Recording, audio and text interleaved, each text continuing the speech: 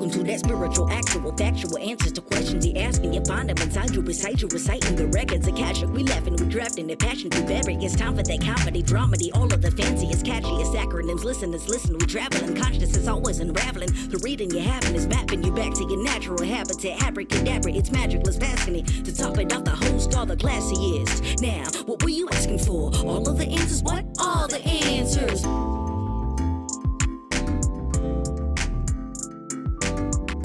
All right. Another day of battling with the fucking, what's it called? Technical challenges. Yeah.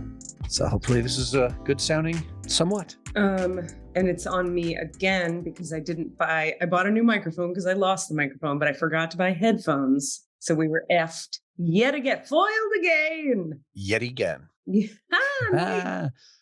For those wondering about that joke, Katie bought a Yeti blue microphone.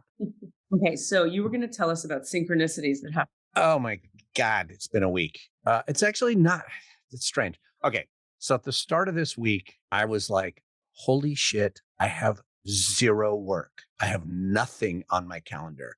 And it was a little daunting. I was like, I can't have a week with like no income or no things that I'm earning money doing. You remember that you told us this, right? Yeah. Yeah, okay. And so, yeah, and it just got weirder in the sense that, so first off, our friend, we already told this story in the last episode, so we don't need to go into it deeply, but the friend. What was his name again? We didn't give him a name. We just said he. Okay, let's call him Fred. No, Frednell. Frednell. So Frednell is in Rome and he he doesn't know why he's in Rome because he's not having the most touristy time. And then suddenly he has to get his his appendix out. And that was wild. And we both were following that drama. And it ended up being free. So we thought, oh, synchronicity. That's why Frednell is in Rome because he gets free surgery there. So that was wild and woolly and interesting. And the reports are he's doing fine. He's back staying with his cousin and just chilling and recovering. So if people are worried about Frednell's good.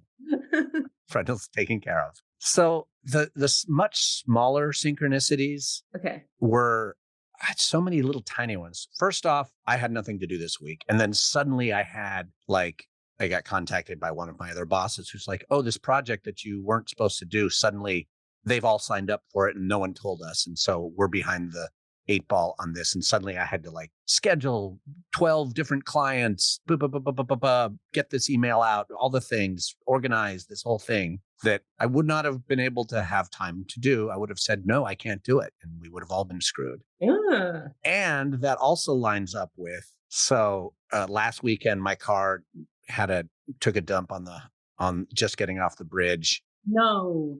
And just crapped out. And I got it towed from San Francisco back to my house. No. Which cost me only like $60 because I had AAA and they go 5 miles and I needed 10, but it's fine. Great. It's all a big deal. Great. And then I had to have it towed to the mechanic that I like, who is exactly 5 miles away. So yes, that was free. Yeah, that was just cute that it was exactly, or it was like 4.83 or some ridiculously perfect number. Amazing. And then they call me back.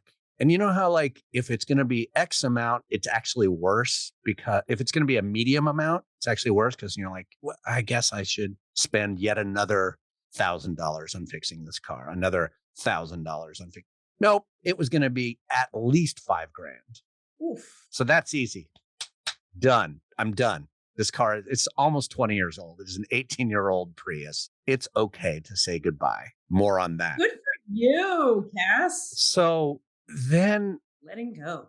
So the first synchronicity on that was last weekend, right after my car had been towed home. I went and did a little family gathering with our kith and kin folk, which is a group of families that I've grown up with my parents' friends and stuff. And my godmother out of nowhere says to me, hey, we're trying to get rid of our Prius and your mom said you or she might want it. What? Like, I didn't say anything about my car being in the shop. She just came up straight up to me and was like, do you want our Prius? I mean, we haven't figured out if I'm going to buy it or not. That's a future question. But I was like, interesting, because my car's in the shop and it might be kaput. But let's hold off on that thought. So it was like just that, like one goes away and literally like the same car, only younger and with half the mileage on it is possibly coming back into my life. That's unreal. You know what that makes me think of is the idea that nature abhors a vacuum. Yeah. Really. Like when you release something else has to come in. That's how it works. But what a positive version of that. Yeah. So that happened. And then I found out a couple of days later that indeed my car was. And so I called them up and said, let's start that ball rolling. And they're working out some details with their daughter who's moving back to Europe, but might need the car for a little while. So I might still need to blah, blah. I might need to rent a car for a month or something, but no big deal. And then I'm like, okay, let me figure out how to get rid of my car. The garage suggests, calling just one of those cash for cars because it actually is a clunker. Probably can get around $1,000 for it. And that was another thing. So all day yesterday was spent, and there's no way I could have done this had I not been 100% free yesterday. Right. Because it took constant phone calls, nonstop, 8 different companies, and then the subcontractor of that company, and then we're going to call you back, and then we have to confirm with the garage that it's paid for, and then we got to send you to the schedule with the pickup, and then they're going to call you when they're coming, and then it's just exhausting level of stupid detail, including dealing with like really pushy people who are trying to say, oh yeah, we'll give you $300 for it. Okay, we'll give you $350. Okay, we'll give you $375. I was like, this guy's going to give me $850 for it, so go to hell. Oh, okay, it's fine. They were really pushy, really exhaustingly so. The only rudeness that occurred with me was towards the end of the day, that lady called me back and was like, just following up, did you make a decision? I was like, yeah, someone gave me 3 times the amount you were offering and I'm done. And she was like, and then she kept talking. And I was like, oh, give me a fucking break. And then she was like, oh, well, how much did they give it? And she kept saying, well, ours is guaranteed. Ours is guaranteed. What does that mean? You don't think everybody's telling me it's guaranteed? My dick. And so that was the only time I got rude. She goes, well, how much was it? And I said, that's none of your business. And I'm hanging up. Good for you. And I did. But then I was like, Bleh. So that whole process could not have occurred had I not had a completely devoid week. I get it. So in a sense, it's like I earned that $830. That was my income for the week, my work. Fuck yeah. So, which also lines up with the quote for a 1-month rental that I found. Number wise, if I need to rent a car for a month, it's going to cost me like $790. So it's just like, fan-fucking-tastic, all of it. I just had a series of setup, payoff, setup, payoff, setup, payoff. That's not going to work. That's going to work. And I'm going to put out a plug right now. The people at Arts Automotive in Berkeley are the coolest, most patient, most helpful people. Wow. If you want to deal with a garage that's very professionally handled, aren't giving you any bullshit, they were helpful 100% of the time, even though I'm only paying them like $112 for the assessment they did. They kept my car 3 days in their little storage. You want to know what's tripping me out about what you're saying right there is I need that garage right now. But you're here, but you're there. Yeah. Like synchronistically, right at this moment, I need to find a garage. And I got a referral from someone who will replace the piece of my car that was wrenched from it in the sandstorm. Jesus. Which, how many people in their life get to say that sentence? Yeah. When the sandstorm tore a piece of my car off, then I had to find a mechanic. I just think it's very funny. Okay, this one's dumb and it has nothing to do with synchronicity, but so I was driving over to Arts to clear out my car in anticipation of the tow company coming to steal my car away. And right as I am passing the turn that would have been like, I'm close to one of my jobs, my work jobs, the office for Feet First. Yeah. I'm like, I have to shit 100% right now. Oh no. And if I'd have been going to Arts, if I'd have gone on to Arts, I'd have been like, what am I going to do? I guess I'll use that bathroom, but boy, it is desperate. But I was like, oh, if I just turn left right here, I'm at my job and I happen to have those keys with me. So I was just like, yes, shit. Yes, shit. Literal feces. So that was the tiniest bit of synchronicity, the luck of the shit timing. Now, all of this, I want our listeners to think about all of this in the framework of Mercury retrograde, because we're in a Mercury retrograde, but see, it's where we want to not frame a retrograde as bad. Things get wonky, but it's so that you can review and slow down and go, what do I actually want? I like this. What's actually correct? So like they always talk about machines die, don't buy a car, don't sign a contract, machines break down. Here you are. None of it is fully, completely resolved, but it's all wonky and getting resolved all in the same moment. See, that lines up with like Denise and their whole thing with their house. It's like you can't avoid but sign a contract during Mercury retrograde. It's not like you can say, well, I'm not going to do it. Right. You have to continue with your life. But things went cattywampus. Wow. I just got chills. I'm literally sitting here talking to you and I get a message which popped up on my computer screen from Denise. Oh my God. Saying that their house sale just went through and it's official. Like as I am speaking those words, it popped up on my screen and it said, boom, done. Oh my God. I'm fucking chills right now. You should be chilled. Fuck. That is fucking the shit right there. That was amazing. Like words coming. Right. You saw me. I interrupted myself. Listen to me. Now you're experiencing, see how excited you feel now? Yeah. That's how excited I always am because of all this shit always happening. And people look at me like, what's the big deal? And I'm like, oh, I love synchronicity. It's the coolest shit, especially when it turns out for the best. You know, when sometimes synchronicity is like, what the fuck? Why did those things have to happen at the same time? But I've been experiencing so what I'm experiencing is what you're describing with Mercury retrograde is fuck. Oh, okay. Yes. Fuck. Oh, okay. It's funny because it's the exact thing that came up in my 3-card spread today. Because, I do one at the beginning of the week and I do one at the end of the week for people. Yeah. And the end of the week one, I just recorded it shortly moments ago.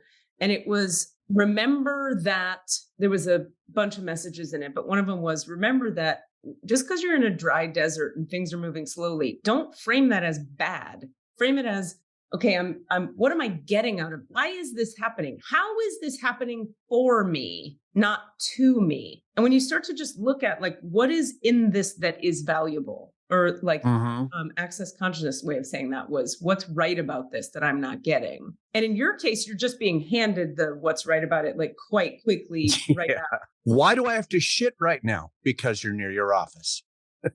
Now, I would offer you, here's a trippy idea. I would offer you that that's happening because of your spiritual development. I'll take it. And because what I see with people and what happens with me and everyone else I've ever seen and worked with, and I work with people all the time, is the more activation and alignment they do, the more that's how it goes. Even when you're in a retrograde and things are falling apart, you're shown why it fell apart quickly.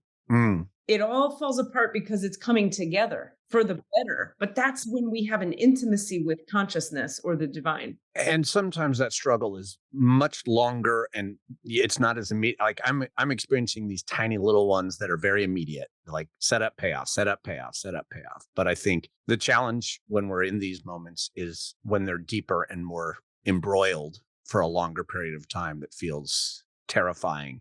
Point is for people and for you is to say, if you can see that this is happening here, you can believe it could happen on the places where you're having to wait longer. Mm-hmm.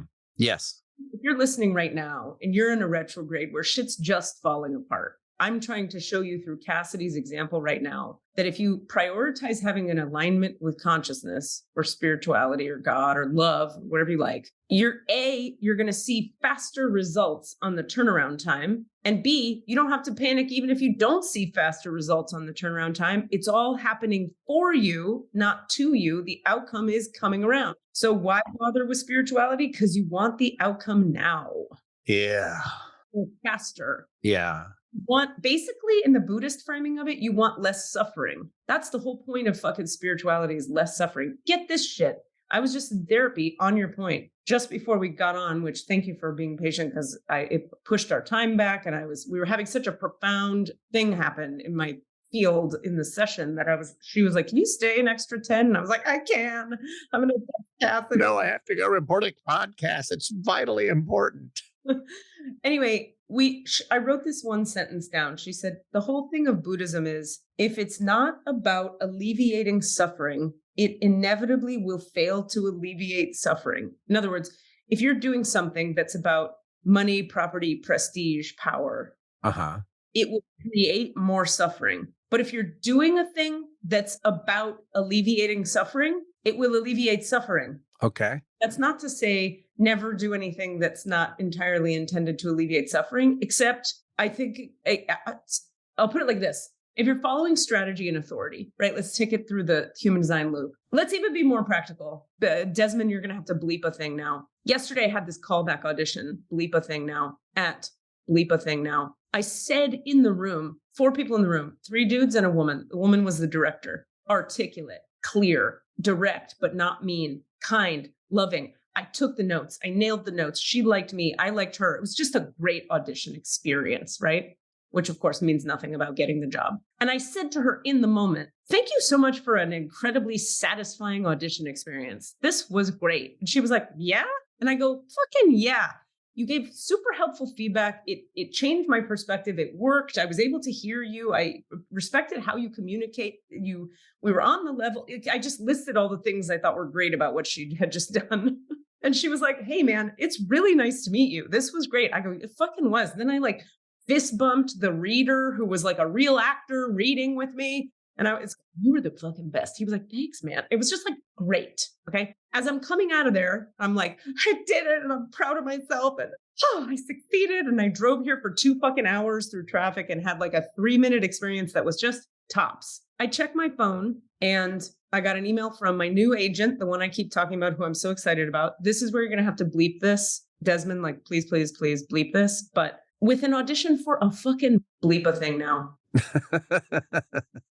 Okay. So, and it's 4 lines, but it's 4 lines where I get to be 2 people. It's fucking cool. Okay. And it's an audition. So whatever, but that comes in and my agent is like, we need you to fill this NDA out immediately and send it back because we can't send you the sides until you fill the NDA out. And I was like, well, I have an 1.5-hour drive home, but as soon as I get there, I'll fill it out for you. She's like, great. So I'm driving home and I'm thinking like, wow, what a fun day. What a great day. I've been wanting a new agent. I've been wanting an agent who could get me TV and film auditions. I've been wanting someone who could help me put my show that's also a healing event on the road. And this woman is doing all of that, all of it. Not to mention, this is all coming back to the suffering idea. Not to mention the woman, her second agent, one of the other agents in the agency lives 3 minutes from me. I probably talked about this last time. Did I talk about this last time?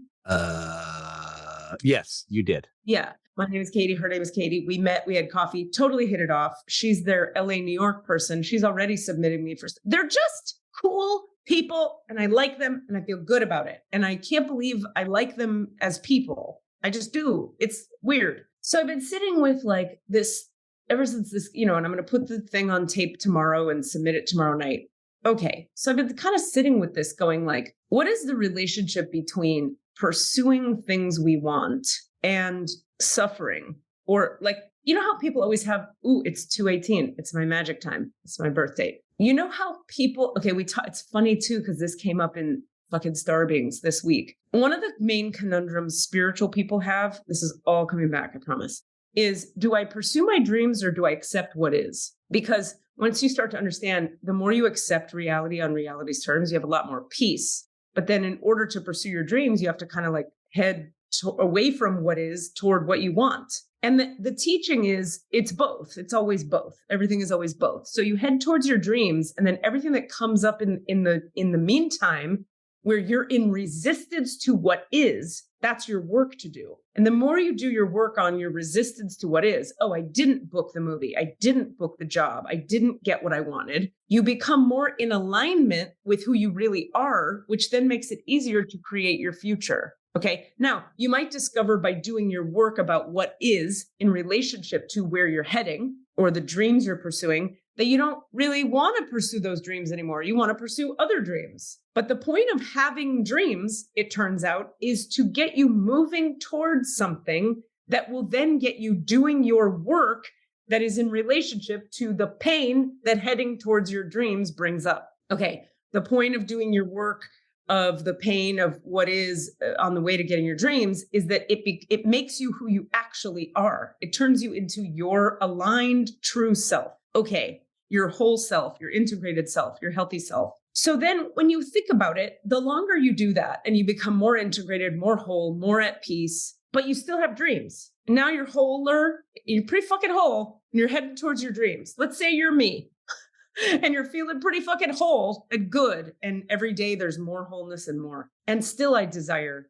these things. I'd still like to book a fill in the blank movie. And I'd still like to play this part on stage. And I'd still like to do all that stuff. What is one to do with the notion of there's suffering on all ends of it? Like if we come back to this sentence, if it's not about alleviating suffering, it inevitably will fail to alleviate.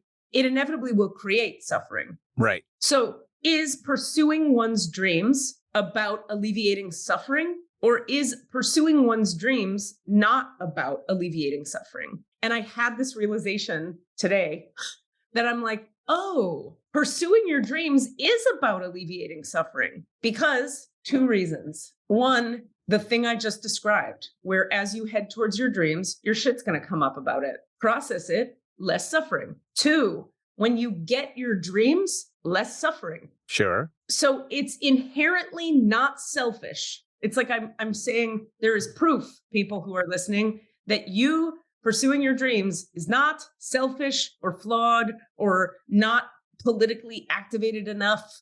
There's nothing wrong at all. Like, in fact, it's the pursuit of non-suffering. If it alleviates your suffering, think how much more non-suffering you can bring to the world. Right. Yes. Yeah. You got to take care of yourself in a sense, because a well taken care of you is a much better person in the world. Yeah. And also, like, if I get to do what I want and make more money doing what I want, which is what I want, I get to be more generous. Yeah. Our Sufi teacher, who was a perfected master from Jerusalem, who was all about like starting orphanages and healing the world. He used to say, if you like to be generous, it's good to be wealthy.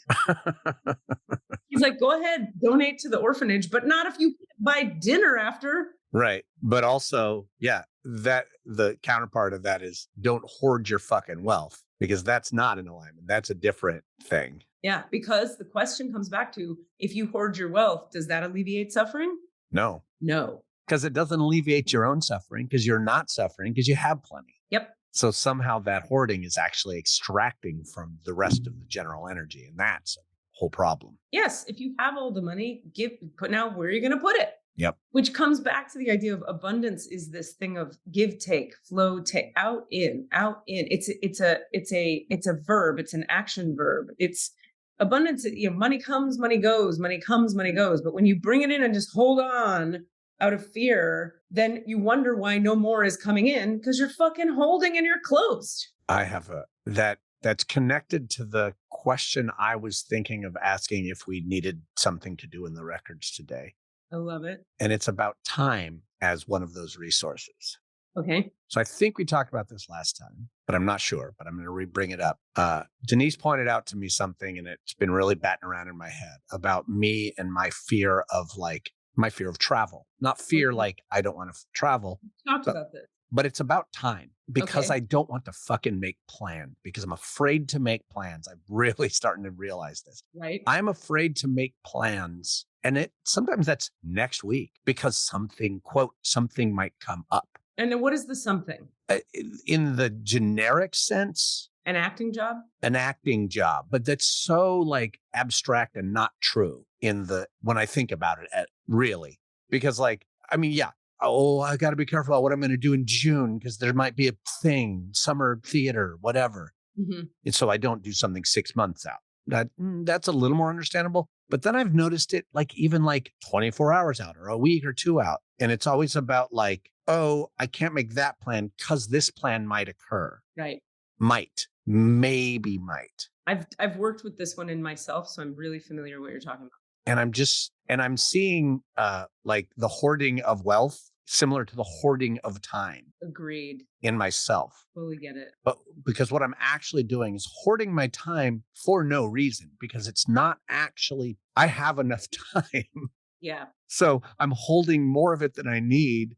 And as a result, I'm missing out on a fuckload of just Life. living. Yeah, 1,000,000%. Can I share one thing with you about what happens on the other side of processing that belief? Please. Is that you find out that, okay, I have to think of a minimally woo-woo way to say this.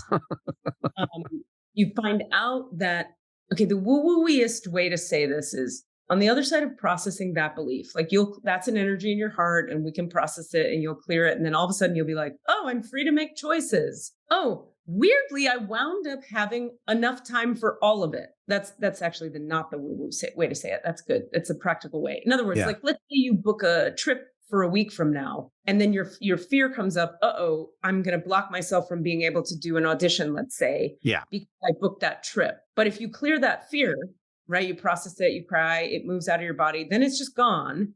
Then all of a sudden you find yourself on the trip, getting an audition, and synchronistically, you're right next to a studio that you rent for an hour and you do the audition anyway from Sedona. Yeah. That's how time works for you, like you're seeing right now in this retrograde where the answers are, because you healed something else that unlocked that retrograde miracle for you. So when you unlock this one, you're going to see that you actually get to, this is the woo-woo way of saying it, control or bend time. Another way to say it is time works on your behavior, on your behalf, and has your back if you have no blocked energy around your beliefs about time. Yeah. I'm so excited for you. Yeah. So that's the thing that needs. Yeah.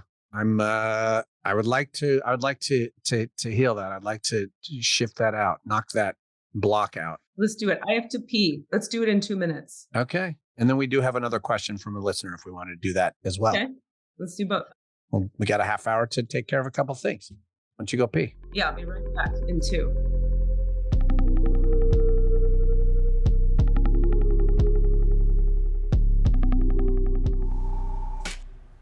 Hey, what's up, everybody? Rami here. So, I'm recording this while still in an Italian hospital, but I don't know when you will actually be hearing it. And trigger warning, this is about death. This morning I watched somebody die. We were across from each other in our room, and so for the last few days we've been sort of staring back and forth at each other. She was pretty sick, and I'm able to get up and walk around a little bit, so occasionally I would give her a hand with something, but she was pretty sick, and we didn't speak the same language, so it was a little, complicated, the communication. Anyway, in my sort of medicated state, I was in and out of sleep, and every time I would wake back up, it was like watching a new scene in the drama. And so I saw all of her family come and say goodbye to her and cry, one after another come in, and she was pretty unresponsive. And then I fell back asleep, and then the next time I woke up, all the family was gone out of the room, and she was, let's say, not show ready. So she was like kind of splayed. I mean, she was naked mostly and uncovered, and she was connected to a bunch of things, including she was connected to this like very oldie-timey looking cardiometer, a machine that created printouts of her heart. Whatever. It was making mostly a straight line. I was like, that's a straight line, a shoot down. But then every once in a while there'd be a movement in the line, I guess, but every once in a great while. And then I think I know the moment when she died, because my body at a certain point was all of a sudden full of adrenaline. Just like, oh my God, I was like shaky and antsy, and I was like, I gotta get out. And I think that was probably when she passed. And then they covered her back up and made her presentable. And then the family came back in and paid their respects for about an hour. And then they left, and 2 men covered her up and took her body away. And then a lady came in and started cleaning things. And including, she rolled up the mattress. This is not a large woman. She's a short, stocky, deeply Italian-looking woman. She rolled up the mattress and put it in a large plastic bag and then dragged the bag out of the room like she was a Fellini character. Yeah, and that was all before 1:30 in the afternoon. It's actually 4 days until my mother's death anniversary. She also died in a hospital, and I was in the room when she passed, but it was just me. It was not a whole family visiting her. But actually, really, it was just me in this room with this lady, too. And when my mom died, the moment she died, I wasn't aware of it. I was watching Letterman or something.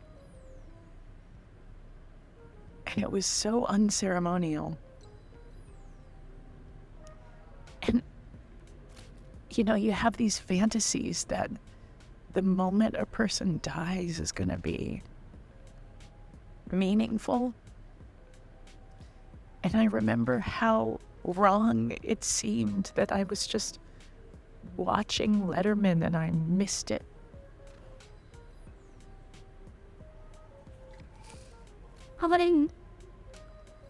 But it's because of that moment that I took on the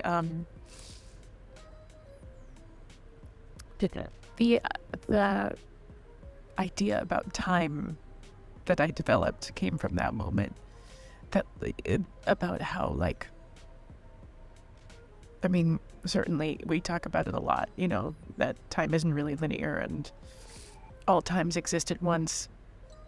But that was the most comforting thing for me, the concept that all times exist at once, and therefore the last time is not the most important time. I'm sure there's a better way to say that, but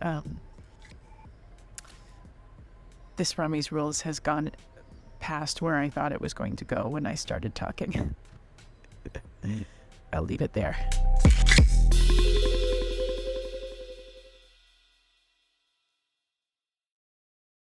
Okay. So can you, when you're ready, Yes. have you close your eyes and just a way to think about making a plan for 2 weeks from now? Denise says, can we go to Sedona in 2 weeks? And you're like, oh, and then just try to get connected to the part of you that goes, I can't because of this fear. Let me know when you're feeling it.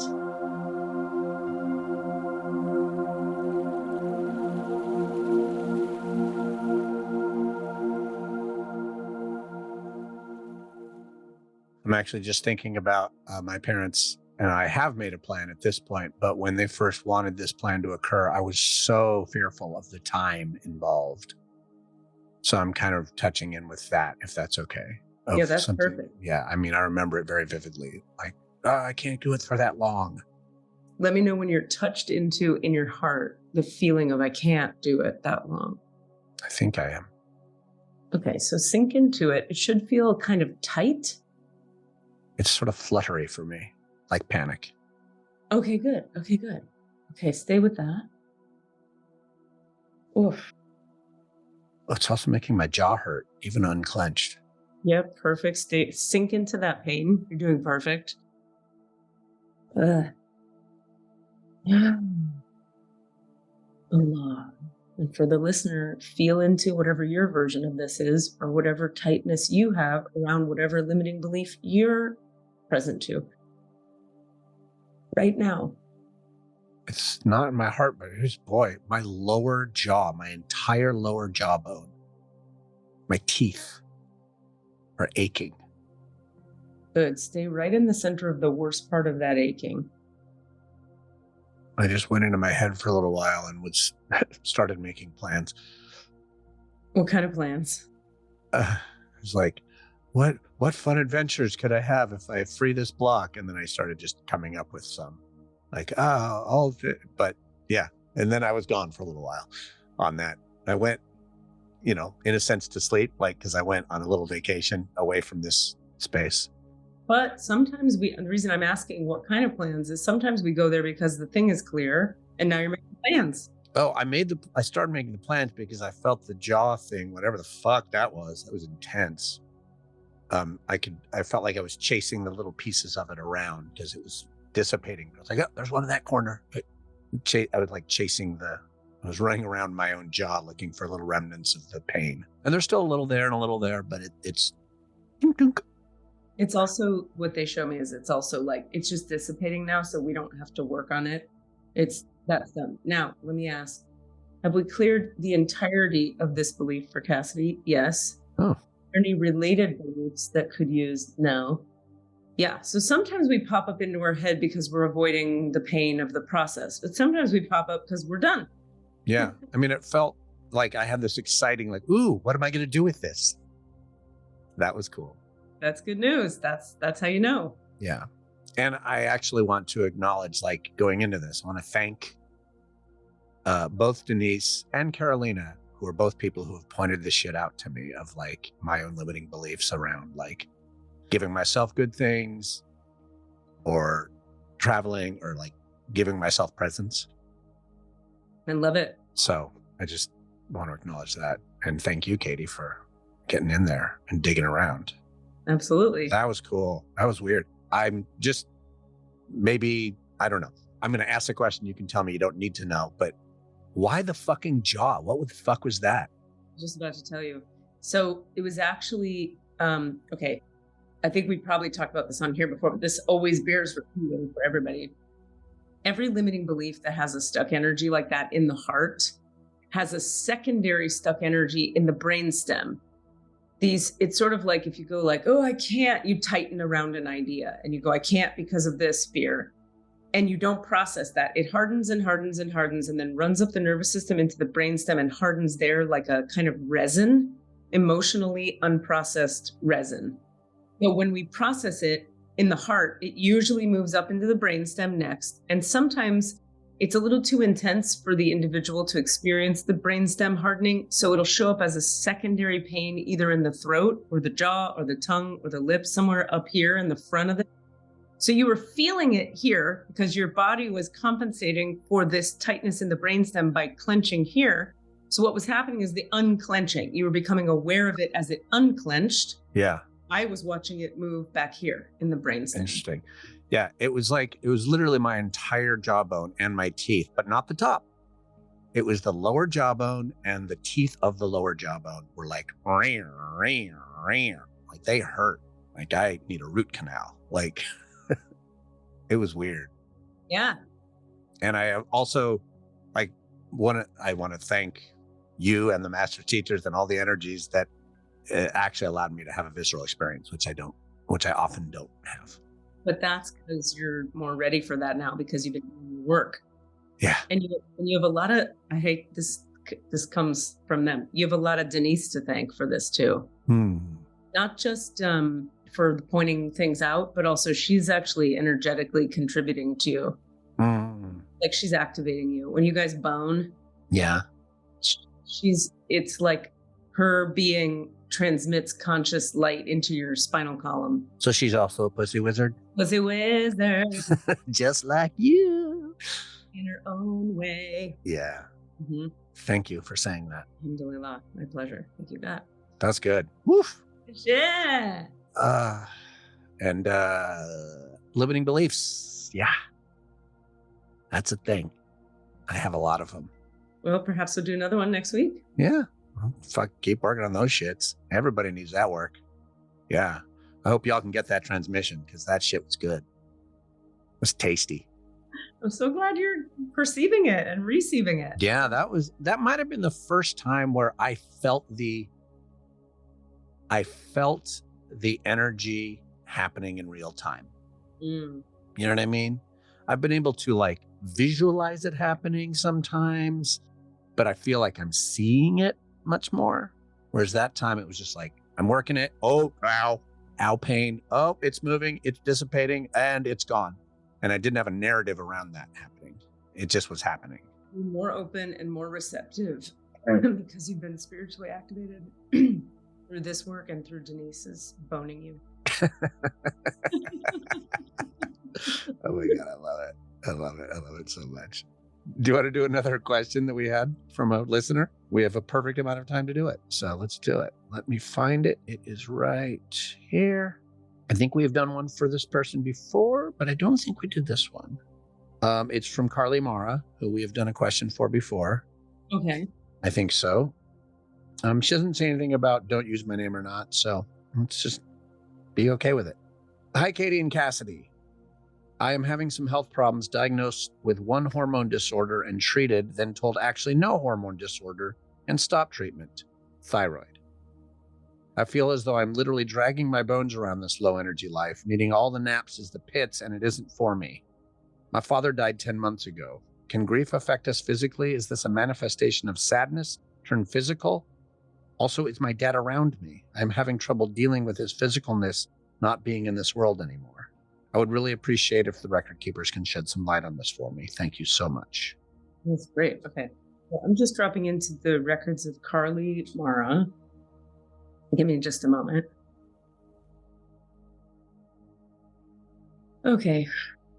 Well, first of all, of course, yes, absolutely, 100 million %. Grief can, unprocessed grief that you don't feel and cry through and process out of your system, absolutely shows up as physical problems all the time. In fact, that's everything we talk about every time we're here. So yes, that can be what is happening.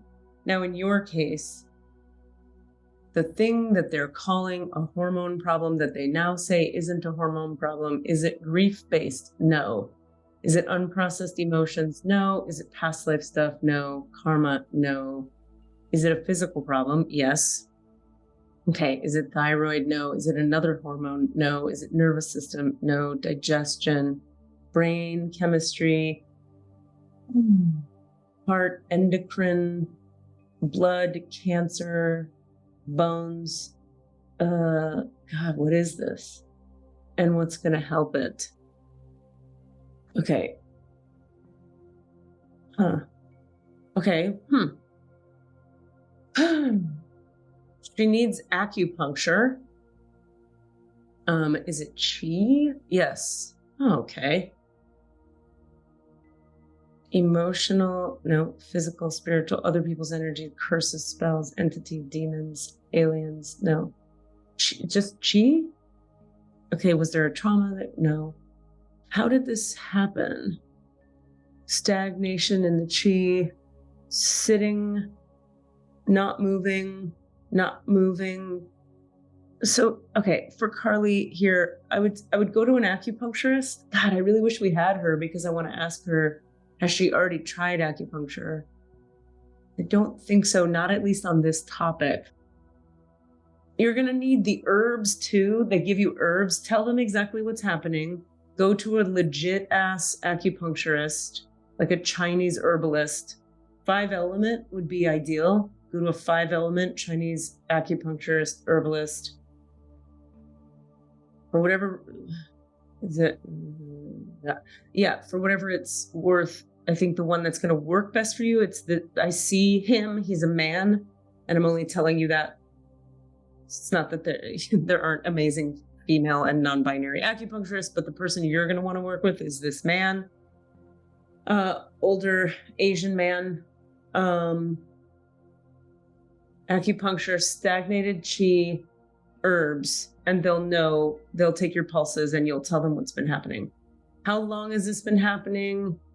Is it related to her dad's death? No. Is it other people's grief? No. Is it her grief? No. Is it stagnated grief? No.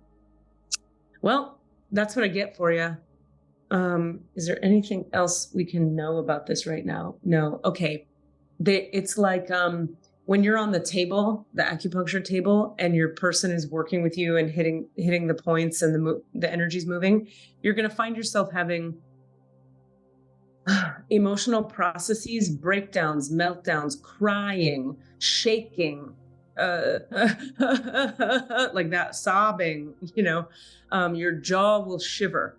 Don't resist this. Let it happen. and know that this is the disentangling of whatever it is that's creating the low energy for you. And it needs to just process out of your system. So when you're on the table, expect to go through stuff and don't fight it. Also, when you're on the table, you're going to have flash images in your mind that will images that will flash in front of your eyes, where you will realize where this all started and what this is all about. They want you to have an integrated experience of coming to understand this through your own bodily healing process. You're also going to discover that some of this was from a certain age in childhood, age 2, some of it is age 6, some of it is age 13 and 17. Some of it is much later in life, 55. I don't know if you're that old. Anyway, that's what they give me. If you're not that old, is she that old? I think so. If you haven't hit 55 yet, it's about something you would have met up with at 55 if you don't do this work. Timelines. Window panes. Window panes, slices of life. Okay, so, they're going to show you images and you'll realize, oh, this piece that I'm processing today through crying and shaking and shivering on the acupuncture table was about when I was 2. Oh, this piece today was partly about when I was 2 and partly when I was 6. So you can't and you don't need to know what it was about ahead of time. You just need to do the work. And in doing the work, you'll receive awarenesses about where it all began. Great. Love that. I have a question I want to ask. Let me close her records and then I'm going to throw this out at you. Thank the masters, teachers, and lovers for their love and compassion, lords of the records for the point of view of the Holy Spirit of light, for all knowledge and healing us. See you return all of Carly Mara's energy to herself. Now, please, see return her to her complete human wholeness now. The divine portal, the Akashic records of Carly Mara are now closed. Amen. The divine portal, the Akashic records of Carly Mara are now closed. Amen. The divine portal and the Akashic records of Carly Mara are now closed. Amen, amen, amen. Shadawan la ilaha illallah, shadawan Muhammad abduhu wa rasulullah. Allahu Akbar. Okay. Okay. So when our friend, I have 10 minutes to do this. When our friend Fredley, what's his name? Fredler? I forget. Fredl? Fredlin. It was funny, but it's not anymore. It was Fred something. With Fredner. When our friend Fredner was asking me at the time, I didn't formally open their records, and they asked, I was just getting information. Do I go to the hospital? And I definitely got, yes, go right now. But then they asked, is this appendicitis? And I got to know. It had more to do with gallstones. Yeah. So I want to understand why that was. So I'm wondering, do we get into the records of consciousness? No. Do we get into Fredner's records? Yes. Okay, so I'm going to do that silently to save their identity. This is fun. Okay. Okay. So why was I getting gallstones? Do they have gallstones? Yes, they're in development. So Fredner had said to me at the time, I think I should worry about gallstones because of my cholesterol. Are the two connected? Yes. Okay. So I was seeing that, but then why was I getting a no on appendicitis? Is that because I just wasn't formally enough in his records? Mm-hmm. Yes, but also something else. Like it was just a misread on my part? No. It was partially a misread on your part because you weren't in the record. And partially, there is an interrelatedness between the appendicitis and the gallstones. So, yeah, that was all you could perceive because you needed to not be driving a car and sit down and ground and open the records, and you would have gotten more intel. But also, it is important for this person to look at, to handle, treat, process, get ready for, deal with gallstones so that there's no more secondary problems that can occur as a result of them. I wish I knew more about medical stuff. They say stuff and I'm like, is that even a thing? Is that how that works? Like, Oh, I have no idea. No one really knows what the appendix is or what it does. right? Somebody does, but I don't. But like, it's a thing in the medical community that we're still like, it's sort of vestigial. Yeah. I don't know why. It just gets in the way. Yeah. It just occasionally goes haywire. And that was another weird piece of synchronicity, was that I had 2 friends within 48 hours with having their appendix removed. What? Our friend, she announced it on social media, so our friend Sydney also had it, like the day before. I saw that post and I thought that same thought. They're both having this. Yeah. I forgot. What the fuck? But see, that's some red. And also, she had gone, synchronicity. I don't know why she'd gone back to stay with her parents, but she had. Because she lives out of a van, an awesome van, and she has a cool life, but not the best place to deal with recovering from, Like, so she was like, I need to go back to Colorado for a little while, do whatever I need to do. I don't know why. She probably has reasons. I know she has reasons, but it waited until she got there. Amazing. To be like, all right, deal with this now. Amazing. Yeah. And also we have this Scorpio full moon today, or eclipse, Scorpio eclipse, which is about release. Right. We have the 5/5 eclipse portal or some shit like that. That too. Yeah. Which is releasing. And so it's like, get rid of some shit. Literally. I released a car that, let's be honest, has a lot connected to it. yeah. That car has Rami. It has Rami's mother attached to it. It has a lot of baggage attached to it. Yeah. Beautiful baggage, but baggage nonetheless. Yeah. Bye. Bye. Thank you. Well, let me close these records real quick. I want to thank the Master Teacher. Yeah, you got to jump off. Lords of the records, for the point of view of the Holy Spirit of life for all knowledge and healing. As they return all of, right, divine portal in the Akashic Records of, amen.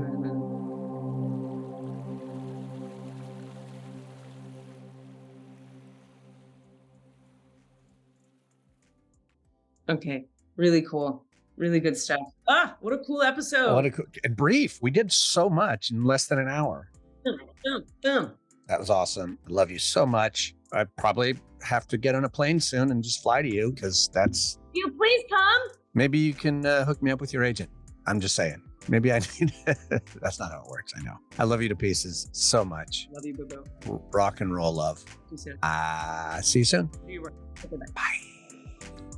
What are you asking for? All of the answers? Say what? All of the answers? Yeah, all the answers. Hey guys, thanks for listening. We'd love to hear from you. Please email us with your questions so that we have questions to answer in the Akashic Records. Our email address is allanswerspod@gmail.com. That's allanswerspod@gmail.com. And if you'd like to find us on Facebook or Twitter, it's @allanswerspod, @allanswerspod. Thank you. I believe you. I don't remember, but I totally believe you. Mixed and edited by Desmond McNeese for We Mixed It, LLC. Go to whatsoundsawesome.com.